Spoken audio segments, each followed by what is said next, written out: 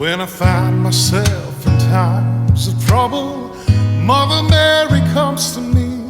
speaks